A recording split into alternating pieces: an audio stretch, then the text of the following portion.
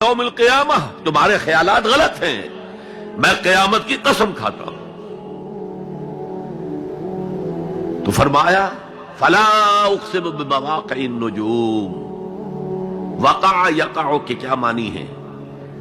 اور یہ سورت کون سی؟ واقعہ، اذا وقعت الواقعہ، وقع گر جانا، پڑ جانا، یہ ستاروں کے ڈوبنے کی جگہ ہے۔ فلا اقسم بمواقع النجوم وانه لقسم لو تعلمون عظیم، اور اگر تم جانو تو یہ بہت بڑی قسم ہے جو ہم نے کھائی ہے۔ اس وقت کا انسان کیا سمجھتا کہ ستارے کہاں جاتے ہیں، کہاں غروب ہوتے ہیں، کہاں گرتے ہیں؟ آج ہمیں معلوم ہے۔ سورہ حامیم سجدہ میں جو کہا گیا ہے سنریہم آیاتنا فی الآفاق وفی انفسہم حتی یتبین لہم انہ الحق، ہم انہیں اپنی نشانیاں دکھائیں گے آفاق و انفس میں، یہاں تک کہ یہ بات واضح ہو جائے گی کہ قرآن حق ہے۔ آج ہمیں معلوم ہے خلا میں بلیک ہولز ہیں، اور یہ بلیک ہولز بڑے بڑے ستاروں کے پچکنے سے، پچک جانے سے پیدا ہوئے،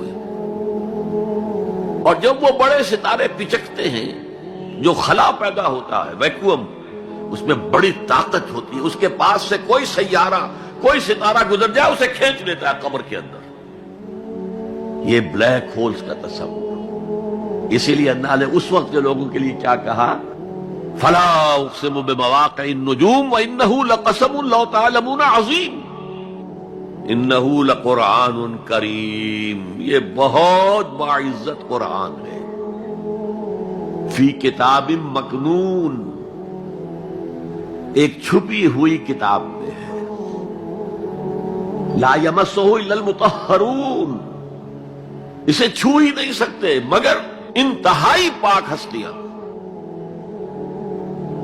اس کے کیا معنی ہے؟ پہلی بات تو ہمیں معلوم ہو گئی، مراد فرشتے ہیں، بے ایدی سفرۃ کرام بررہ، اسی کی شرح ہو رہی ہے نا۔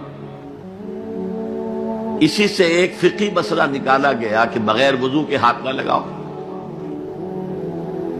لیکن اس کا اصل مفہوم کیا ہے وہ سمجھیے۔ قرآن کی روح تک کوئی نہیں پہنچ سکتا جب تک کہ تزکیہ نفس نہ ہو گیا۔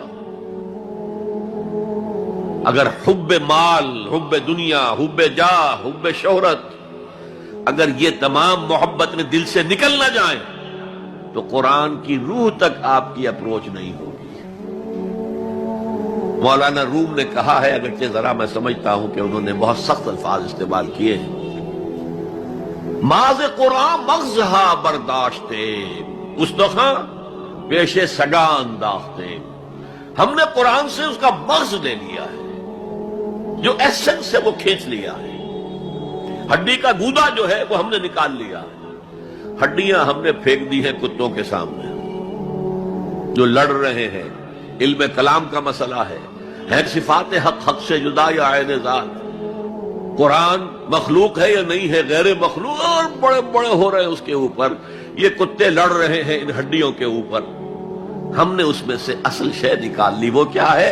اللہ کی محبت، اللہ کی معرفت، یہ ہے اصل شے۔